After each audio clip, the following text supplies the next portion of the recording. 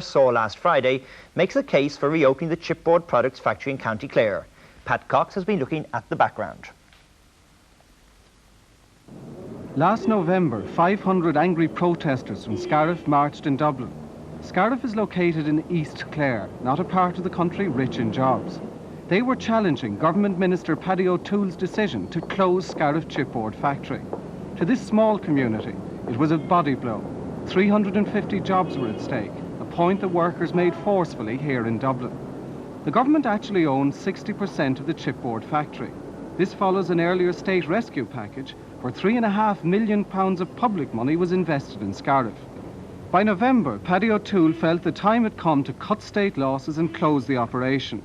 Locally, this has caused fierce resentment. Scariff is the country's only chipboard factory, and management and staff point to profits in recent months as a reason for keeping the plant afloat.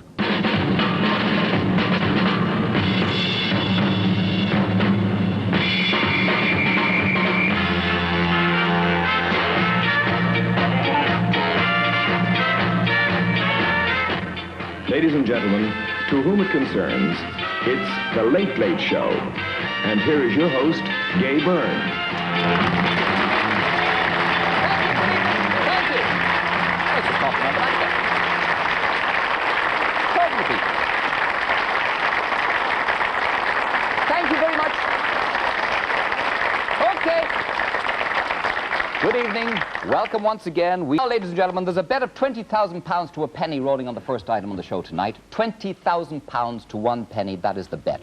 The bet is being placed by Amby McInerney, who is chairman of the chipboard factory in Scariff, County Clare, about which we have heard a great deal in the last few weeks. As you know, it is threatened with closure. It is being closed by Minister Paddy O'Toole, who is Minister for Forestry and Fisheries and Forestry, because he says over the last few years it has lost millions of taxpayers' money and seems fair set to lose a great many more millions in the future. Now, the bet is the 20,000 is gathered by Amby McInerney and some friends of his from their personal funds, not their business funds, their personal funds. And he is betting £20,000 on the Late Show tonight to 1 penny that he can prove, though not necessarily on the Late Show tonight, I hasten to add, but that it can be proved that for the period immediately before the minister sent in the receiver to the chipboard factory in Scariff, they were making a profit of £1,000 per day, after paying all expenses. And he says that can be proved by about Christmas Eve this year by the auditors. Now, Amby, £20,000 on the bet, £1,000 a day. Are you saying £1,000 a day, having paid all expenses and all of that sort of thing? Yes, indeed, Gay. After paying all taxes, PAYE, PRSI, and everything associated with it, including interest on the money that's due. All right. Now, Minister Paddy O'Toole, you are disputing that, are you not? Well, first of all, I'd like to say I'm not a gambling man, and the stakes I'm involved in this particular instance are very much higher than £20,000, and the money is not my own either, indeed. It's taxpayers' money, and it's in the region of £3.5 million. And I don't think that the risk involved justifies me in handling that kind of money over to a company which is of dubious viability, to say the least. Now, could I explain that the fact that a receiver is there has put me in a rather invidious position, in that the receiver has been put there by a third party. The state up to now has invested something over £3 million in the past 2.5 years in the company. And recently the government examined proposals by the company for further restructuring, which would involve, we are told by the proposals that came to us, a further expenditure of £3.5 million, at the end of which, according to expert views which we have at our disposal, there is no guarantee of viability, and that further financial aid from the state and from the taxpayers would be required. Ad infinitum. Ad infinitum. How many jobs are at stake, Amby? 350. Right. Now, you're disputing what the minister says. You still persist in saying that the thing is a viable operation. Oh, positively. I accept that we had very, very difficult trading period for the first 2 years of operation. During that period, inflation went rampant in Ireland, 40%. But our prices didn't move at all for the first 2 years. So it was the most difficult situation. All over Europe, chipboard factories fell like ninepins. Tremendous competitive arena. We were competing against Germans.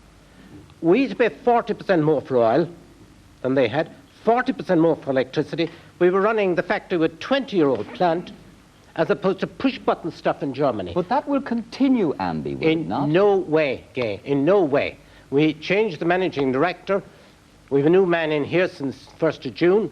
He has transformed the place. The first thing he did was to call the workers and say, look, we have two objectives here. We want to increase sales, increase productivity, and get cooperation. What do you think the workers did? They found they were being treated not as little children, so they cooperated to the hilt. A pay freeze for 6 months. 2 to 5% increase for the following 6 months.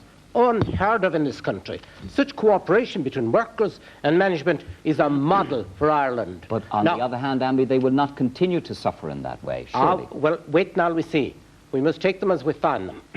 They have supported the chief executive to such an extent that we have built up profit and gathering momentum to £1,000 a day. Your answer to that, Minister, is that that's during a happy period for chipboard, if that's so. It's a season. It's not even as simple as that, because the figures I have, which are based on management accounts of the company, and they're the figures we have in the department, they show over the past... You can be selective and take a month within a 12-month period. But in 1982, the total losses accumulated amounted to 290,000, 300,000, you could say. 83... Up to the end of October, we have stated losses of 337,000. Now, if you take the last 5-month period, that's from May to October, it so happens that in that period, there are losses shown of £6,000. Now, that's a break-even or thereabout situation, but it's exactly the same figure as was to be seen in 82. And could I say that Mr. McInerney told me, despite his assertions now, he told me last October that over the winter period, this particular business is pretty well seasonal, that his company would be losing something in the region of £200,000. And in fact, in the proposals that came from the company, they said they'd be losing £150. And I have that in writing from, as part of their final proposal for restructuring. So that this £1,000 a day assertion, I can't see where it came from. It could very well be that you'd make £1,000 a day for a week and lose £5,000 a day the following week. Well, indeed, that happened, did it not, sometime recently? They made £15,000 in July, but they had losses of £35,000 in August. Well, that's the kind of situation we find ourselves in. And could I also say that it gives me no pleasure, and this probably sounds corny, to see an area like Scariff bereft of an employment opportunity, where you have a rural area with 200 people going on to the unemployment line. Now, the scenario that we faced on behalf of the taxpayer was that here was a company restructured in 81, having had a receivership experience prior to that for a full year. And since May 81, it has got £3.1 million to be exact from the state, from the taxpayer. So far. And included in that, there is free timber and a £7 per cubic metre harvesting subsidy. And yet, that company, despite the best efforts of Bill Wilmot, and let me say he's in the audience, and Bill Wilmot is a first-class manager and has tried his best to ensure viability. But even Bill Wilmot, I think, despite his ability and his best efforts, would not be in a position to say... If Bill Wilmot wants to get involved in this, Amby, that seems to be a terrible indictment of the company. It doesn't seem to the average person looking in who knows nothing about chipboard or anything else, it doesn't seem to me, to anybody, that it would be a viable unit. Well, let's look at it.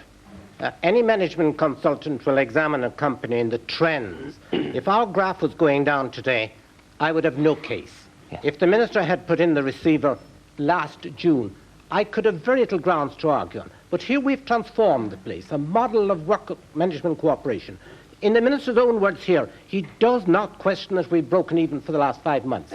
Now, on the radio last Sunday, the minister said, For a net expenditure of only £40,000, we could get a dust burner that we've been trying to get for the last 12 months, and it would make 300,000 profit. Put those two together, breaking even with 300,000 profit, you certainly have no loss then. But Amby, how much do you owe? How much do you owe the banks and various other people? Oh, sure we owe, but in terms of the size of the operation, turnover 10 million, what we owe the banks is nothing. It is a mystery to me why the banks put in a receiver. The government have guaranteed 1.1 million. So the banks were only out 350,000. We were in no way in default with the banks. The minister did say in the Business and Finance magazine that 'tis easy to make profits if you build up costs. Yes. But no accountant that ever qualified would agree with the minister on that basis, because profits are calculated after all expenditure, including payment to the ESB. Could I say, Mr. McInerney, that as of now, your company owes the ESB, which is a small sum, £100,000 or thereabouts. It owes the revenue commissioners, who are also moving legally to recoup their money, £600,000. Could I comment on that? And you owe the bank? And the bank, the taxpayer has underwritten every penny owed to the bank. The taxpayer has also put in, let me say, has provided £1 million for capital expenditure. Now, Mr. McInerney mentioned a dust burner. In 1981, part of the restructured deal was that £1 million capital finance would be made available. And of that £1 million, £200,000 has been taken up by the company. This £1 million was given on the basis of a grant of 60%. Now, let me explain further that the reason I'm sitting here as Minister for Forestry in this particular case, defending the decision of the government, is that the IDA in 1981 looked at it, refused point blank to touch this particular company because they had severe doubts, serious doubts about its viability in the future. And in normal circumstances, the IDA would normally be grant aiding this company. And is it true to say, and we have Minister, taken over their function, yes, if you like, and that's why I'm here. Is it true to say that a couple of foreign companies had a look at it too, who might have been interested in buying, and they walked away from it? Correct. We negotiated for nearly a year with a German company, and for somewhat a shorter period with a Spanish company. And could I be given a chance to reply? All right, yes. Does anybody else want to get in on this? Is there anybody else there, Bill Wilmot or anybody from Scariff wants to get in? You can. Yes, Andy. Okay, Gay. Don't battle me with figures, Andy. Certainly not. The minister says we owe the ESB money. Yeah. On the day we closed, we owed nothing to the ESB. The ESB have paid every month, and our bill for electricity is about £80,000 a month. We're giant users of it. This closing of the factory is going to cost our taxpayers millions of pounds.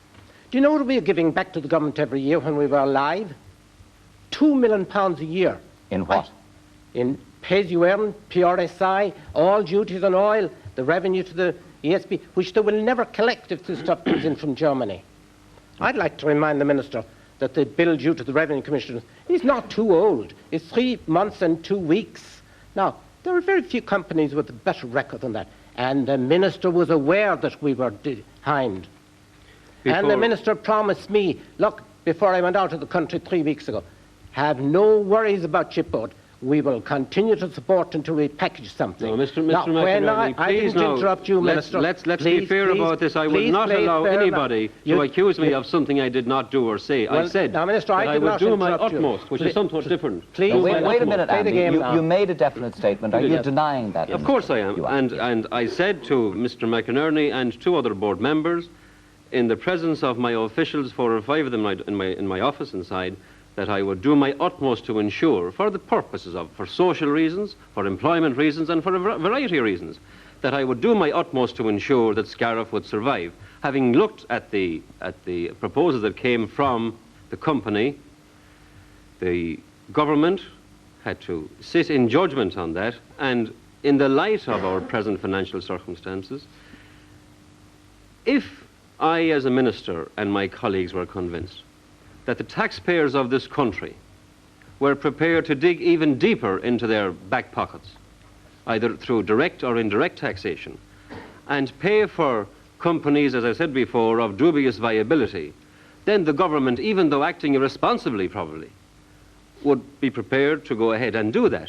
But I don't see any great agreement or consent from the taxpayers to do that. 5 months, Minister, even if for an injection of 40,000, we make 300,000 extra.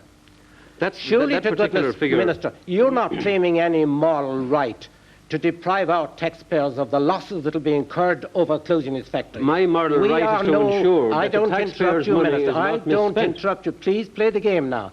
You have no right, no moral right to abuse the taxpayers' money and waste it like Exactly. It'll cost millions of pounds to close It'll Scariff. cost millions of pounds to keep it going. Andy. No, Gay, it won't. We're keeping it going at the moment on buttons. We want 3.5 million. But remember, 1 million of that is standing by for us. The Minister is after saying it. That brings down to 2.5 million.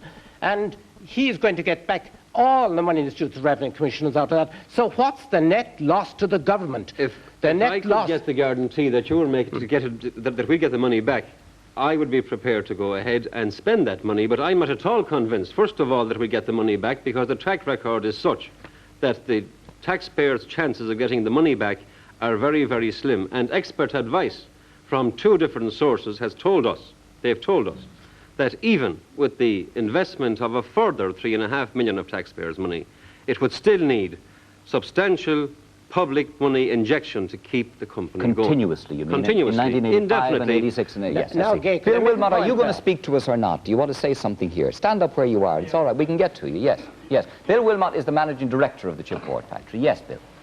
The major question Yes. at issue here Yes. is the wiping out of the whole chipboard industry. It's not just Scariff. You're wiping out the whole industry, and the consequential effects of that need to be fully considered. There's the immediate loss of 350 jobs at Scariff, as the chairman has just said. There is the certain loss of at least 350 jobs in related industries. There's a severe threat to the viability of the whole sawmilling industry, which depends on the chipboard factory as an outlet for its waste. There is a major threat to the furniture industry, because now all the chipboard will have to be imported.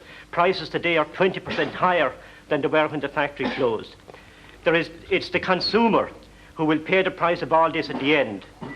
But Bill, are you still saying that the thing should be kept going if it's I'm simply saying not that a viable and proposition? this decision is coming at a time when even the Minister concedes that the profitability of the company is improving. It's coming at a time when the market share has increased by 50% over the past 12 months. Are you conceding 50%. that? Are you conceding that? I'm not conceding this, no. The profitability of the company is that a large question mark has hung over and still hangs and continue to hang over the viability, the profitability of this company. Unfortunately, I have figures which have been furnished to me from the management accounts of the company, and they are the figures that I must look at, and I also must take advice from the experts who advise me. We have had reports from consultants, and their view has been, and their view still is, that the risk involved in investing further public money in this company is such that it should not be taken on by a Could I recipient. come in here for a minute, Just hold Gay? on a minute, Andy. I want to know, I don't know who's applauding there, whether it's certainly not the Scariff workers anyway. I want to know, what is going to be the final comeuppance? We can sit here for the rest of the night battering figures at each other and saying, you Well, said this and let- I let said me that. make- So on. let me Just a make minute, a Andy. I just want to know, what's the next move now, Minister? Could I put to you the present legal position? Yes. A receiver has been Gone in. put in, Right. not by me, but by a third party. Right. And my involvement from here on in is simply as Minister for Forestry, and it's in the area of supply of raw material. Yes. And if, for example, in the morning, the receiver comes to me, as he has not done so far, Yes. with a proposal in relation to supply of raw material, I'm prepared to sit down and consider it, and indeed consider it sympathetically. Yes. But my involvement at the moment is purely peripheral to all But this. at the moment, it looks like the factory is closed. Could I say in relation, the factory has stopped production, and there is a sit-in there. Yes. And unfortunately, the receiver is unable to carry out his legal official function. And I'd ask Mr. McInerney to use the enormous influence he has in the Scariff area to look for a reasonable approach by the workers, because they're cutting their own throat by not allowing the receiver to carry out his function. How are they doing that? Because he cannot go into the factory. To prove one way or the other whether it's a viable proposition or Well, he has not. only been there, as far as I know, 2 days. Yes, I see. Since he was appointed. Okay, could I Yes, come in here? If he were allowed in to carry out his function and see, can he sell this as a going concern? And indeed I understand it, as of now, that there are people, outsiders, showing some interest Could I in come in takeover. for a minute? Yes, Andy, yes. Generally speaking, in a case like this, there are two reasons. The one that's given and the real one. Now, the Minister's given this point that it's because of the financial problems in Scariff. But we have proved conclusively, in his own words, we're breaking even, and we can make 300,000. Surely that's okay. Right. Now, What do you think the real reason? I think the real reason is shortage of timber to Clonmel. He's tied contractually to supply vast quantities of timber to Clonmel at rates that are far, far more subsidised than to Scariff, which he talks about. Now, he's unable to do that. I didn't interrupt you, Minister. He's unable to do that. And it makes life very easy for his forestry officials to close down Scariff on the pretext that we're losing men, that we're not viable. He had a consultant's report. Do you know what he did with it? He deliberately refused to show it to us. There are reasons for not having shown that report, and because of the receivership situation, the same reasons apply now. What I Could wanna I say know- in relation yes, to supply? Yes, Gay? yes. In relation to Scariff, first of all, Scariff were guaranteed 85,000 cubic metres Of They're- what? Of timber? of timber, Timber, right. of pulpwood. At their operational best in their 2.5 years since their inception, the usage of timber has been 50,000 per annum. Now, we have been accused of having done a deal with a company, an American company now operating in Clonmel, to the detriment of Scariff and the supply situation in Scariff. Could I say that we have been accused of having shoved Scariff down to Kerry, up to Mayo to get their supplies? Do you deny it? Could I must deal in facts, Gay, and as Answer Minister, the question, Minister. You're getting, at the moment, in Kerry and Mayo, Yeah. since your inception 2.5 years ago as CPL. We're talking about the last 6 months. You have got less than 1% Talk about the of last your 6 total months, supply Minister. in Kerry and Don't Mayo. distort the facts. Talk about the 6 months, 1,100 Minister. cubic metres. That's the out of 115,000 cubic metres. That's less than 1%. Because we didn't go down at all to Kerry until And 6 the- months ago. So I think You're getting this is from the man who says he gives fair play. The figures, I must deal in facts. And the facts are that the volume within a 50-mile radius on offer today to Scariff is 81,000 cubic Okay, metres. can I stop you That's there? way beyond their annual demand. Or annual, There annual is the operation. cheque payable to Gay Byrne in Trust, £20,000. God, I haven't got my penny with me. Can anybody lend me a penny, please, in the audience? Or even tuppence? Has anybody got a penny on I'm them? broke. You're broke too, Minister, are you? We're all Don't broke. ask okay. me. Anybody got a penny? Thank you very much indeed. Thank you, Stu, you're very kind. There you are, Amby. Would you pass that, Minister, to Well, I Mr. haven't McInerney? won that penny yet. Yeah, I know you haven't won it, but you hold on to it, I'll hold on to the cheque, all right? Now, what I'm wondering about is, when do I prove that this is on or not? When you get an auditor's certificate indicating the level of profits up to closing date from November the 1st. And when may I expect that certificate? It should be with you in about 2.5 weeks. 2.5 weeks. You're talking now about from November the 1st, Mr. McInerney says. Yeah. Because it's gathering momentum, Minister, because there's so much in the pipeline, because we have increased market share, 6% increased price, more acceptability in the shopkeepers, customers crying out for a product Well, that's now acceptable, which was a very poor product 12 Okay, months tell you ago. what I'll do. Could I say this is for 1-2 weeks of the whole year? Listen, I asked you in Product before. improvements? I promised 20 minutes to this. We've already done 23 on it, and I'm running over time. I'll keep the cheque, Andy. Okay, I have Gay. a funny feeling it's going to go back to you, because I have a funny feeling for the next 5 years we're going to be arguing about figures on this thing over and over again. Anyway, thank you for joining us. Could I Minister, make one thank you. final Thank you very appeal, much. Gay? Yes, all right. Make one final. Minister, the appeal is to you to let those workers back. They're a model of what a factory ought to be in Ireland. And take out the receiver. And for God's sake, don't support lame ducks, but support Scariff. Mr. McInerney. Mr. McInerney. Mr. McInerney is applying what I would regard as simplistic solutions to a very complex problem. Well, I have experience, I didn't put the receiver in. I have experience. Therefore, I can't take the receiver Your out. very actions precipitated the appointment of the receiver, Minister. I didn't put the receiver in.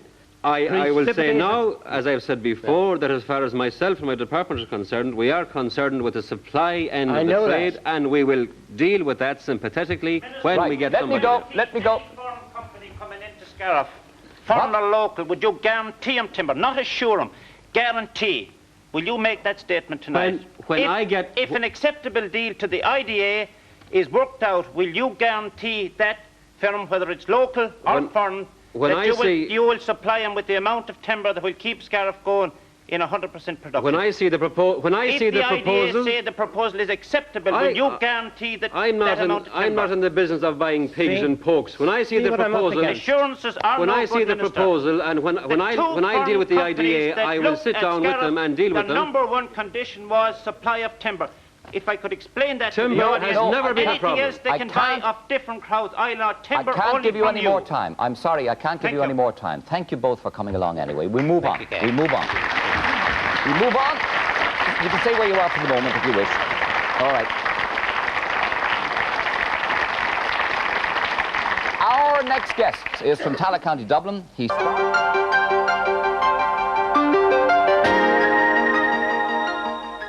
My young child summed it up for me last night when he said, Mummy, he said, you're all right, you've your life nearly run.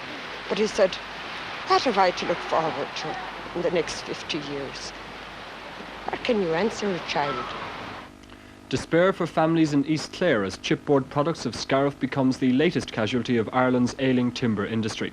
With only 5% of the land under forest, Ireland lags seriously behind other European countries. But still, this 5% is one of the country's greatest forms of natural raw material, wood. Ireland should have a thriving timber industry. Instead, the dole queues are getting longer. Ireland's timber trade has slumped disastrously in the past decade. 6 once thriving companies have crashed, taking with them 1,800 jobs and 2,000 workers employed in our Irish forests. Munster Chipboard of Waterford, gone. Clondalkin paper mills in grave doubt. Irish board mills of Athy, gone. And the latest, Scariff, in its final agony. But why should this happen at a time when our woods, planted 40 years ago, are now ripe for the marketplace? It's not unexploited. We have problems, as you know, but I think that we have been making every effort to exploit this resource, which is, as you say, a natural resource. And the IDA report, which incorporated the little report published in '81, did make certain recommendations which are now in train, and that is not to say that we can't improve on our approach to exploitation of the forest. We can, and we are doing so at the moment. No, I don't think, obviously, that we are exploiting it properly. I mean, the very fact that we have fewer timber processing plants now than we had even a few years ago is proof of that fact.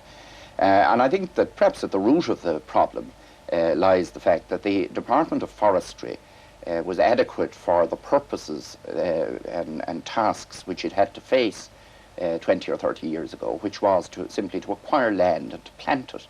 But we've moved into a new phase now. Wood is supplied to the timber industry by the state through a quota system and by tender. Companies like Woodfab, with plants in Wicklow and Clare, say this means they can't plan ahead. We can't. We don't know where next month's supplies are going to come from. We try and work on a certain amount of stock, but over the past few months our stocks have been very low, dangerously low. We have accepted, I think, that there are marketing problems. We have the tender system, as you probably know, tied into a quota system where factories are getting 30% of their previous year's consumption. That's on a quota system, and then they go onto the open market on a tender basis for the 70% they need. Now, to me, that's rather unsatisfactory from a trading commercial point of view. We haven't seen an inventory since 1979, so I can't say exactly what is there, but certainly we planned here on the basis of the 79 inventory, which showed plenty of material on the category of log that we use. And this is why we built a line which was going to efficiently convert that. Woodfab aren't the only company with problems.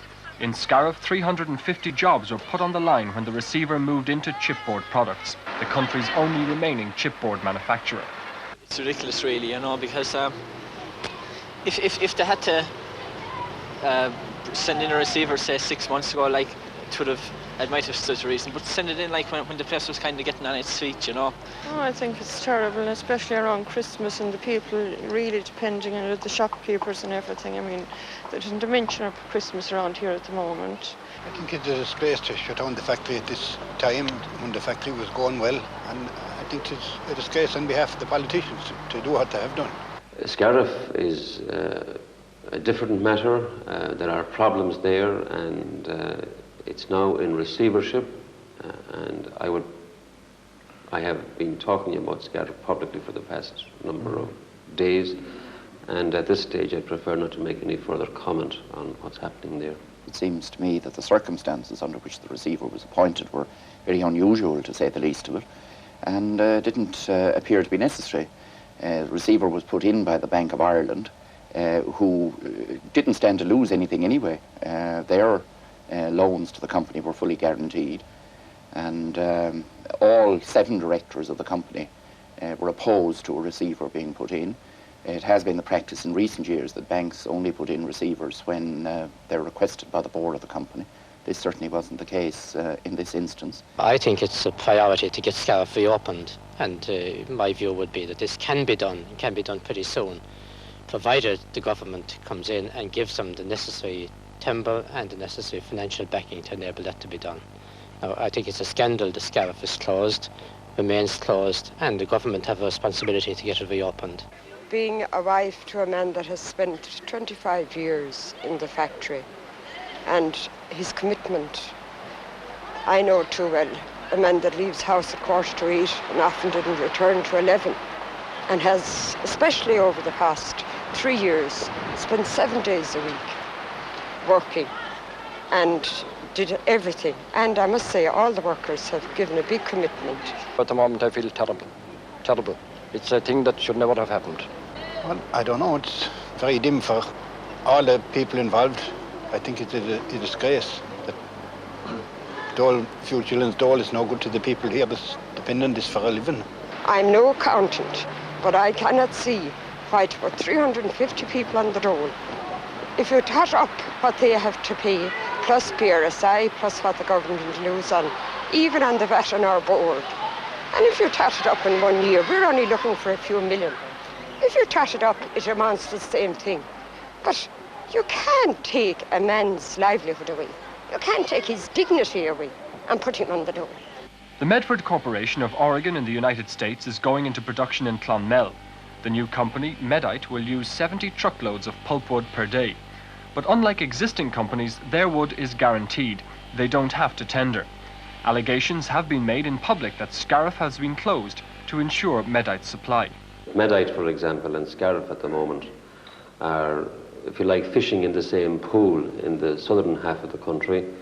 And as you know, there are problems at the moment where they're being asked to travel distances where they expected not to go to get raw material.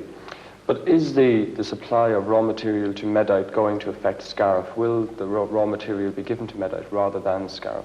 No, there is room for both facilities, and while there is no definitive deadline in relation to radii to either company, the bulk of their material could be found within a reasonable distance. But there's no doubt that the problems we have at the moment cannot be put down to supply problems. There's sufficient wood for everybody, and I think that's the point that I wish to make, that it's not a question of Scariff versus Medite or Medite versus Clondalkin. There's sufficient resources of timber available, both of pulpwood and indeed of sourwood and timber generally, to provide for Scariff, to provide for a Medite, to provide possibly for a restructured Clondalkin, and probably another plant as well. So there's no question that the supplies are available, and I think that with some closer integration and possibly closer management relations between the various people involved, that this can be exploited to the advantage of everybody involved. We can compete with Medite because Medite have got a contract, a 10-year contract of supply. They don't have to tender for the material. They get it in allocation. So effectively, we can't compete with them. even though a large category of the material we use here on the 10 to 14 centimetre category is allocated to Medite on a contractual basis. Now, we can't compete with that, obviously. As forests mature, they have to be thinned, and it's these thinnings that are used by Medite and chipboard in Scariff, and to a lesser extent, wood fab. In Medite's case, the wood is taken from the forest to the side of the road for collection by the company. Other companies, like Woodfab, must tender for supply. From what I can gather, in the case of some of the forests, the Department of Forestry actually take the timber out of the forest and leave it on the roadside for the firm in Clonmel to come and collect it. Chipboard and Scariff have been in the position for a number of years now that they've had to go in and take it out themselves to cut the standing timber and thin the existing forests and take it out. And of course that's tremendously expensive to do. There's a lot of manpower involved in it. The forestry department talk about giving them the timber for nothing, but the reality of it is that it costs far more to get it out than what its standing value in the forest is. And you know, it's very misleading therefore to say that they're getting it for nothing, because they have to undertake the cost of felling it and taking it out of the forest, which is very expensive. Scariff got their timber from the state free, and they got £7 per tonne for every tonne taken out of the forests. But they had to fell the trees themselves and then transport them to the factory, again at their own cost. In Medite's case, the wood is cut and brought to the side of the road for collection. For that, the state charges the company £4.50 a tonne, a quarter of Scariff's costs. I draw timber into chipboard here, you know, and the places like that they allocated timber to chipboard were ridiculous. Like the majority of them, there was no roads into them, and it was impossible to get the timber out, you know. And the forestry division can come along like and cut timber for Medite in Clonmel and bring it out to the roadside farm and give it them at £4.50 a tonne, you know. And they say they're giving the timber to chipboard for nothing, and they're paying £10 to cut it and haulage then on top of that, you know, so it's costing them around £16 a tonne to bring timber in here. We do have a supply for Medite, and indeed there is room for a second facility of this type. Not at the moment to the same extent or the same size as Medite, but by the end of this decade, for example, we will be producing roughly twice as much pulpwood as we're producing now. And in the idea report, indeed, they made the point that there was a need for at least two large users of pulpwood, because pulpwood, as you know, is something that must be taken out of the forest in order to allow maturity of the remainder of the trees. So Medite should succeed, and indeed a second type operation like Medite also should succeed, provided it's located in the proper location. The department then talks about giving subsidies, you know, as if they were doing a big favour to the company concerned. They're not. They're simply reducing to some limited extent the huge extra transport costs that are imposed on companies like Chipboard and indeed on other companies too. Ireland is luckier than Scandinavian countries, for example, because trees grow faster here. A softwood tree that would take a century to grow in Sweden will grow in 30 years in Ireland. So at this stage, the country should be reaping the benefits of an afforestation programme that started 40 years ago. In reality, though, the situation is that if Scariff remains closed, Ireland will be forced to import all its chipboard, and a lot of it will be produced from Irish wood, exported, as in recent years, for as little as £1 a tonne. When the forests have matured, jobs should follow, and companies like Woodfab should have a bright future. But they can only plan ahead a few weeks at a time.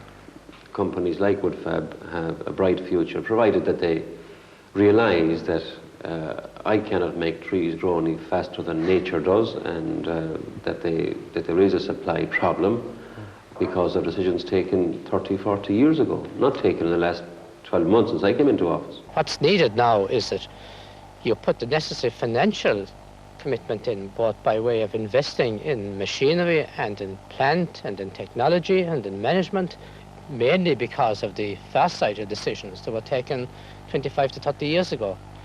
What is important now is that the financial commitment and the decision will be made to invest in that so that we can exploit that fully, so that we can get the benefit both in financial returns to the state and the benefit in job opportunities from the investment which has been made.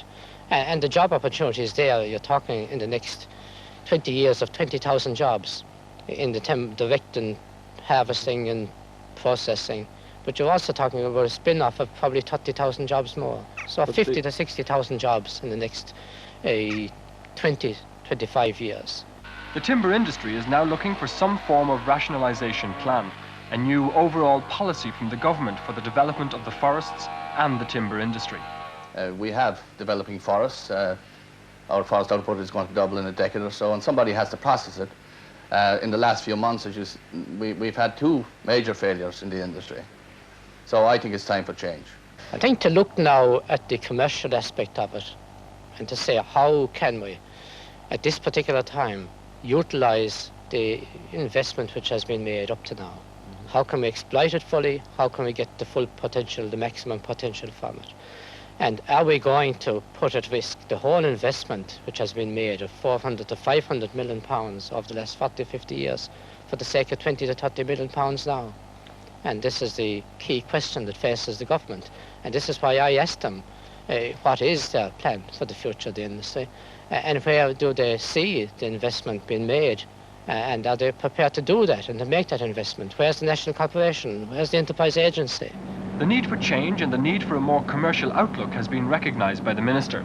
He has set up an interdepartmental committee to examine the issue, and that committee is to report to him within weeks.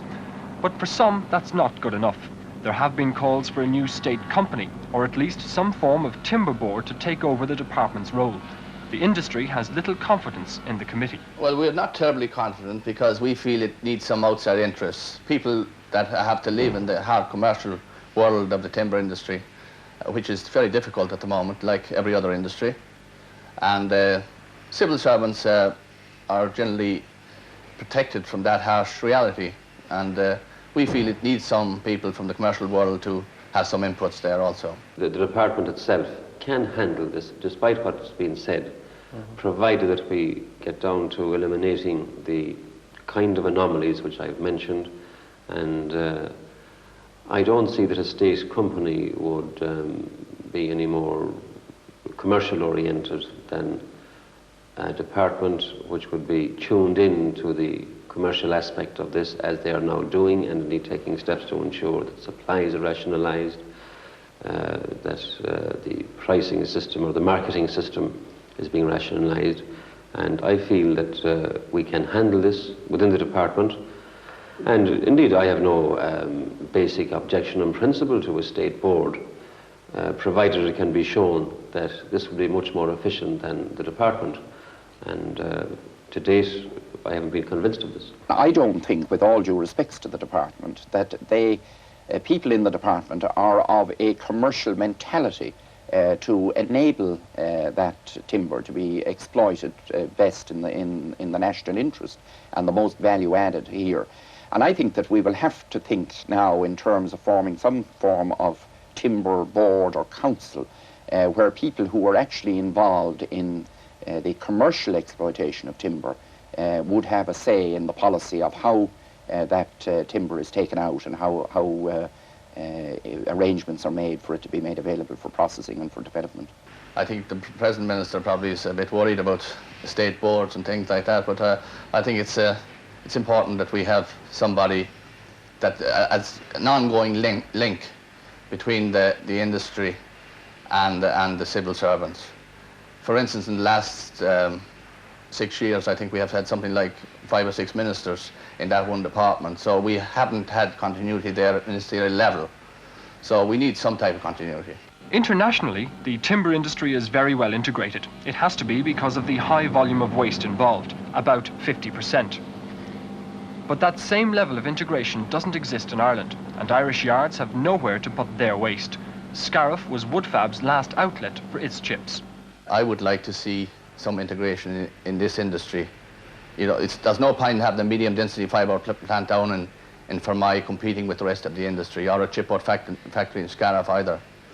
And I think the whole integration has to start at government level. And certainly if we had some type of board that would bring all the interested bodies together, I think it would be very useful. And Woodfab, certainly, and I would respect the views of Woodfab, because they are experts themselves, and they have recognised, I think, as well, I think, as some people in the department would recognise, that there's a commercial aspect to all this, which probably hasn't been fully recognised up to now. And I feel myself that if some restructured body could be brought about, where you would have commercial expertise from people like Woodfab involved in, where you'd get a closer integration of the whole timber processing and timber industry here, that we would have enormous benefits. And while the debate goes on, the woodyards stay closed. In Scariff, 200 workers stand out in the cold, waiting for someone to move fast and take them out of the big, bad woods. And that report ends. Services. 350 health jobs. Store for TDs and others. TDs heckled at stormy chipboard meeting. And the reason, fresh evidence to the contrary in a fight for survival. The campaign to reopen Ireland's only chipboard factory in Scariff, which closed in November after going into receivership, got new impetus this week when audited figures were released to show the company made a profit of at least £60,000 in its last 5 months. Chipboard chairman Ambrose McInerney, after berating the government's stance on the company closure, said that the Forestry Minister Paddy will undoubtedly be very pleased with the auditor's report, and we look forward to the early reinstatement of Chipboard Products Limited. Well, Mr McInerney also claimed at the meeting that the receiver, William McCann of Craig Gardner and Company, will get at least £300,000 in fees to collect the £280,000 owed to the Bank of Ireland. Well, just before Christmas, we reported on the problems confronting the timber industry. Here's a clip from that report. My young child summed it up for me last night when he said, Mummy, he said, you're all right, you've your life nearly run. But he said, what have I to look forward to in the next 50 years? What can you answer a child? Ireland's timber trade has slumped disastrously in the past decade. 6 once thriving companies have crashed, taking with them 1,800 jobs and 2,000 workers employed in our Irish forests. Munster Chipboard of Waterford, gone. Clondalkin paper mills in grave doubt. Irish board mills of Athy, gone. And the latest, Scariff, in its final agony. Right now, the Scariff workers are scheduled to picket the Bank of Ireland in Limerick and Dublin. But what do they hope to achieve with this particular manoeuvre? In our Limerick studio is Brendan Maloney, who's a member of the union in Scariff. Brendan, what in fact do you hope to achieve? Well, we hope to get the bank to take out the receiver. And how do you think picketing a bank building will do that? Get the factory reopened. Well, it was they put him in. As far as we're concerned, it was the bank put in the receiver. Yeah. Now, you claiming that, in fact, in the last few months that Scariff is making money, £60,000. That's right, that's the audited figures. Now, have you named the company that audited those figures yet? They have named the company. And have you delivered the figures to the bank? Well, as far as I don't know whether the board have delivered those figures to the bank or not, but I'm sure they are made aware of them. Now, why do you think that the government, which must have examined your problem very closely, why do you think that it's staying out if it thinks that, from its own evidence, that Scariff is in a very bad light? Well, Scariff, I don't know in what evidence they can judge Scariff as in a bad light. A new company, 2 years old, making a profit of being any profit after 2 years old. Can the government come and tell me or the workers in Scariff, name any other company in Ireland 2 years old that can claim to be making a profit, or even a break-even situation at the moment? What other plans have you in your campaign to open Scariff? Well, they will be making plans as things develop. As you go along. In other words, we go along. You're keeping things very much, you're playing your cards closely to your chest. Exactly. All right. And how soon do you hope to get a reaction from the bank with your latest move? Well, it's up to the bank how soon they will give us, how soon they'll meet us. That's up to the bank. But we mean to keep up the pressure until we get a reaction from the bank. Has your picketing been effective today? Has it stopped people going into the banks? Oh, I'd say so. And what about the workers? What about the officials? The officials of the banks, are they going into work? They have gone into work, yeah. All right, thank you very much indeed, Brendan Maloney. Well, last Friday, the Minister for Fisheries and Forestries, Paddy O'Toole, received this report on his desk.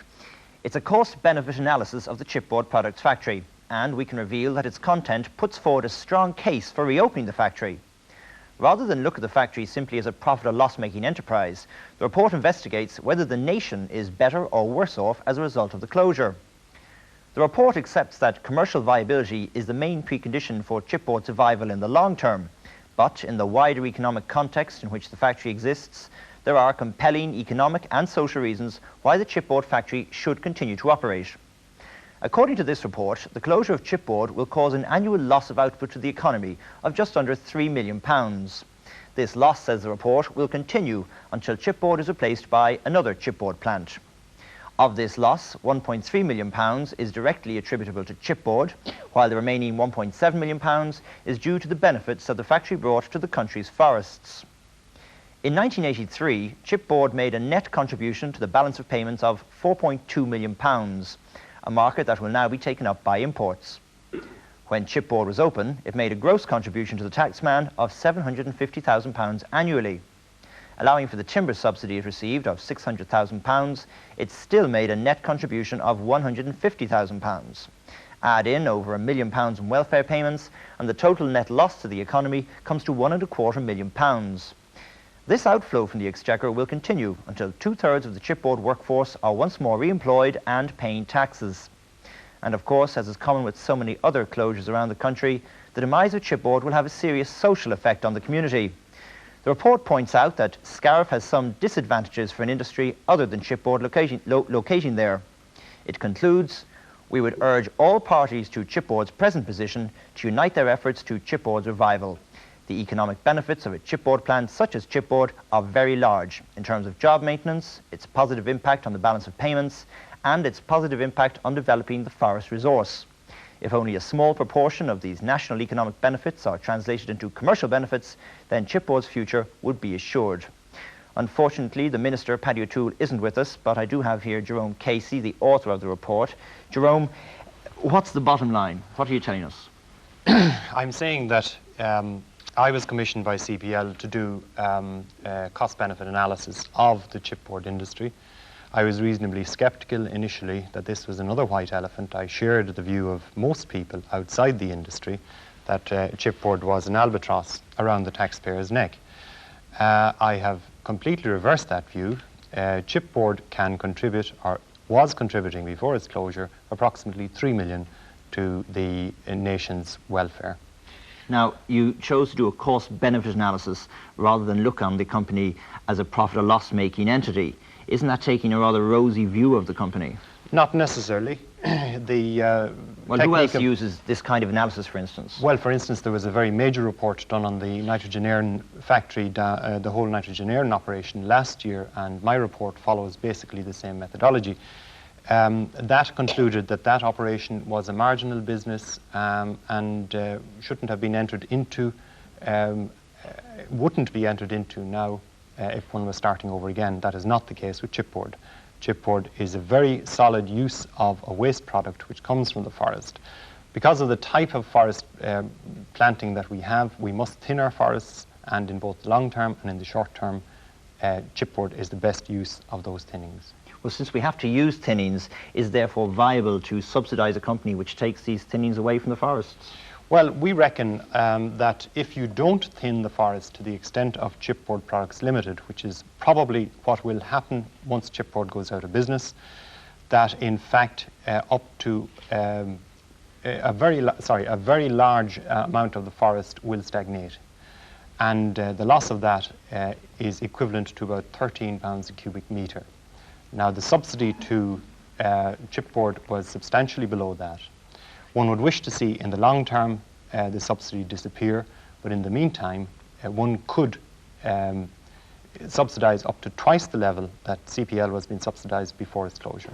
Now, how much do you reckon the company is going to need to make it viable? Well, that I'd prefer, that's a commercial question, and that I'd prefer Mr. McInerney to answer. All I can say is that in addition to the economic benefits that it conferred, as well, there were very substantial cash benefits to the exchequer. These shouldn't be conclusive, but they were in fact of the order of £1.25 million before its closure. But looking at the company from the taxpayer's point of view, you're saying that it's better to have the factory open rather than closed. There is no other medium-term or short-term alternative to chipboard as a use for our forest thinnings.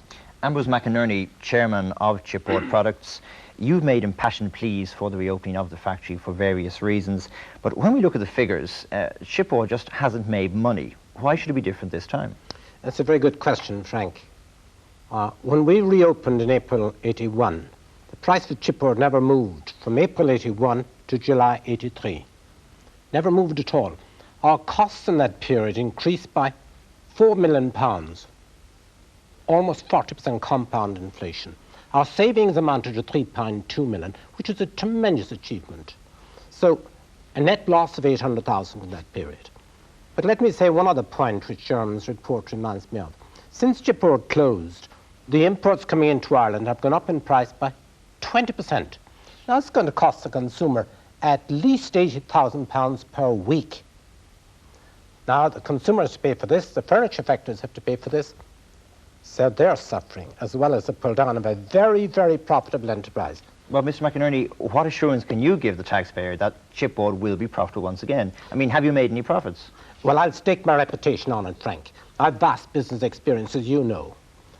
I've presided over a company that has, in today's money terms, achieved a total turnover of £1,500 million. That's some experience under my belt. But the minister has stated that you haven't paid your ESB bills, you owe £500,000 to the revenue commissioners. I mean, that's hardly a sound basis for saying that you can make the company profitable. We only pay, and the ESB only asks for payment once a month. We were not in defaulted payment in the ESB. And let me say one thing. The main worry I have about all this, I've already proved conclusively we are making profit, vast profits now it comes out to. 6% price increase will give us certainly a profit of £200,000 in a year. Add to that the dust burner, which the minister would agree would be worth 300. There you have a company of 500,000. But that's not all. Since the factory closed, prices in Germany have gone up another 5%. That's 5% on 10 million. You know yourself that comes to 500,000. So we're talking about a company that can make a potential £1 million if we were only let go. Well, if the company is potentially so profitable, why aren't there buyers beating a track to the minister's door to purchase the factory? A good question. I think a man will want to be insane to invest in chipboard so long as the minister has more than 50% of the stake. But he won't let us operate the company, Frank. Yeah, but foreign buyers, I mean, why don't they come in and buy the whole operation? Well, now, I brought in a buyer from Spain myself. They certainly would be very interested in their parent company in taking over chipboard. But the trouble here is, we've already too many foreigners in the country. Do you know that only 15% of Irish labourers or workers are working for Irish Control Company? Surely that's over-dependence on foreigners. Look, let me tell you about the Spaniards. Mr. McInerney, there have been suggestions that one of the stumbling blocks to reopening chipboard is in fact that you want 51% of the equity of the new company, but you're not going to put in any more money. Let me tell you about the 51%. At the moment, you only own 20%. Now, you're looking for more taxpayers' money for the factory, but you want a controlling interest for no more money. How can you justify that? Not quite right. I don't want a controlling interest, but I want Irish people to have controlling interest away from the hands of the government and the civil servants. But I don't want more profit. I'm prepared to leave the profit with the government, but I want to control an industry that's viable that will create jobs for our people in Scariff. The whole fabric of our area is torn apart as a result of this drastic mistake that's been made down there. Let me tell you one other thing. When the motion was going through the All-Ireland about chipboard, Fianna Fáil had worded that support be given to the chipboard industry in Scariff. The government changed the motion, which said the chipboard industry in Ireland should be protected. Now, what does that mean? Put that together with what the minister himself said. He said that we were fishing in the same pool as Medite for timber in the southern area of Ireland, and there would be scope to move north, was the implication. Can it be, I ask you, Frank, that the minister would be anxious to kill and bury alive 350 jobs in Scariff for the sake of bringing the factory to the northwestern region? Well, do you think this report is going to go any way towards reopening Scariff, Jerome Casey? I would certainly hope so, Frank. Okay, Jerome Casey, Ambrose McInerney, thank you very much. Pat? Well, an interesting analysis there with Jerome Casey looking after the economics and Andy McInerney looking after some of the political observations, of course, which itself is a marginal constituency for the government, as we know from the last general election. That's it from this week's programme. Hope you'll join us again at the same time next week. Till then, from everyone on the Public Account team, good night.